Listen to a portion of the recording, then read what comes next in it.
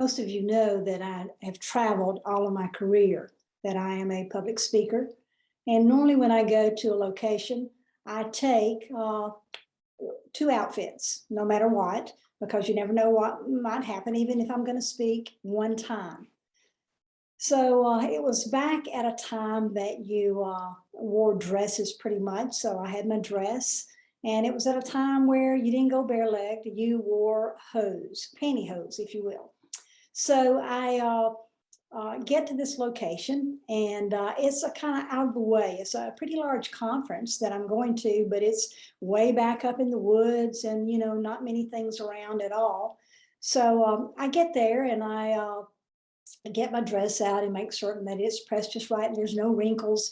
And then I look around, and I realize that I have not brought a pair of pantyhose. And I realize it's winter and that my legs are so white that it is going to be absolutely horrible. There's no way that I can go to the conference the next morning to speak and be in front of the people and have bare legs, bare white legs.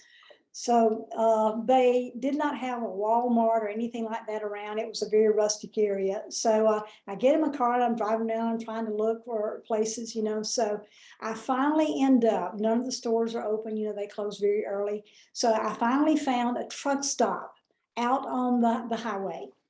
And sure enough, they had pantyhose. So it was said on the package, one size fits all. So I'm thinking, well, I'm one size, so this ought to work.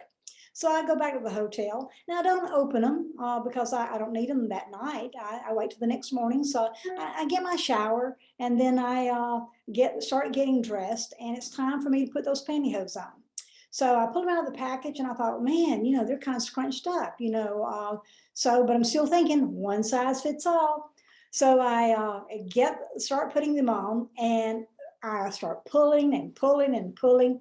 And I had to tell y'all, I don't know who they used as an example for a sample for one size fits all, but let me tell you, the crotch of those pantyhose would not come above my knees. I am pulling and pulling, and I'm thinking, okay, you're going to rip them, then you have a big hole, you're not going to be able to wear them. And so I'm sort of panicking. I'm thinking, what am I going to do? So I'm thinking, okay, you're creative. Think of what you can do. And I'm thinking, okay, my grandmother used to wear just single leg hose, and she had an elasticized little something, a garter that she would put around and roll up in there. I'd seen her so many times do that as a child, roll up the hose around the little garter and then knot it and put it right above the knee.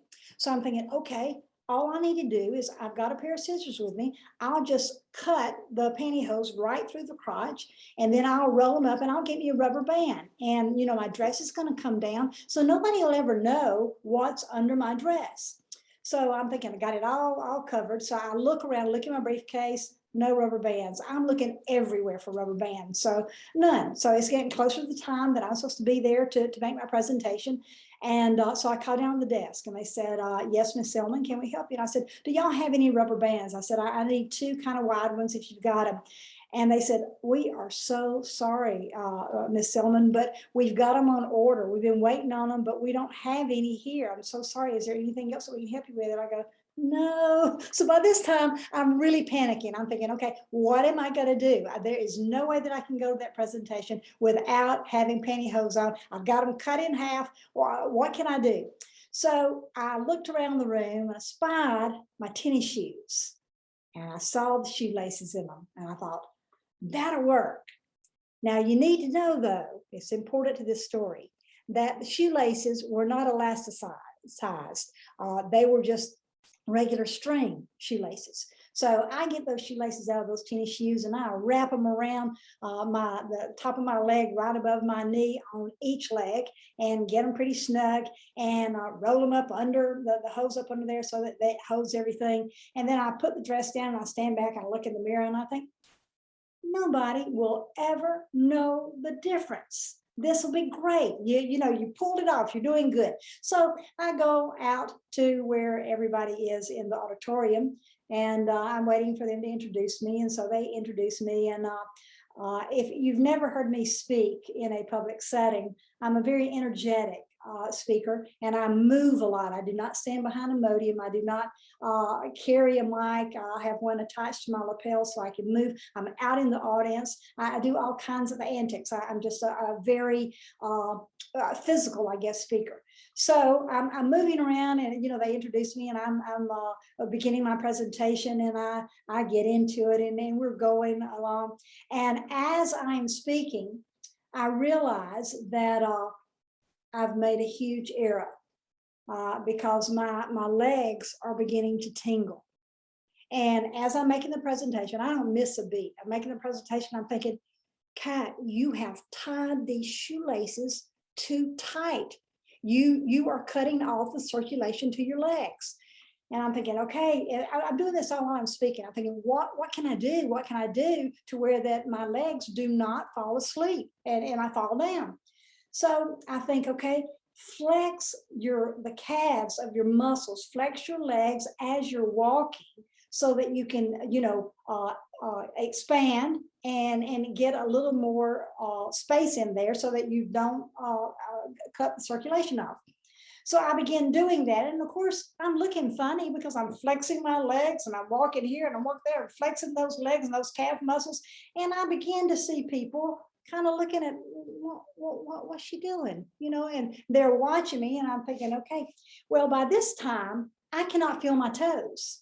So I know that just within a matter of minutes, my legs are going to go out from under me. I'm going to fall down. The dress is going to come up, and they're going to see all that mess under my dress. So I'm figuring out what to do. So I thought, Kat, you just got to stop. You just got to be honest. You got to tell everybody. So I just stopped. I said, y'all, I'm sorry. I have to stop. I said, I have a confession to make. And they're all looking at me like, what's she doing?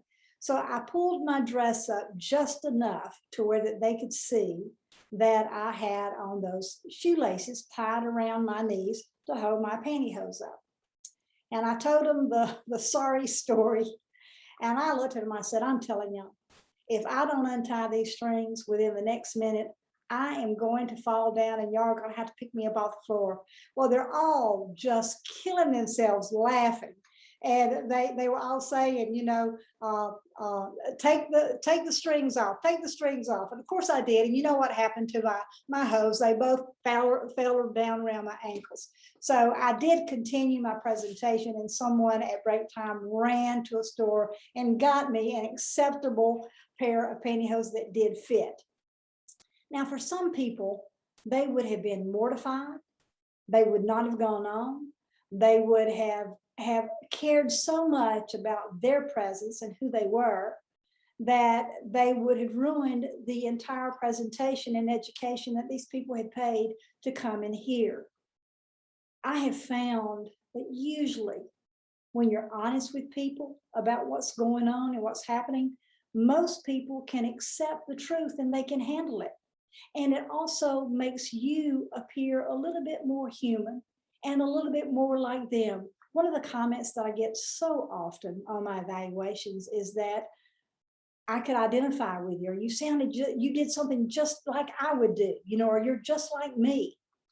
I think when you do that, it makes everyone feel at ease and not so stressed and not so anxious. And what it does for you when you get so concerned about those things, it really does affect your anxiety level and your stress level.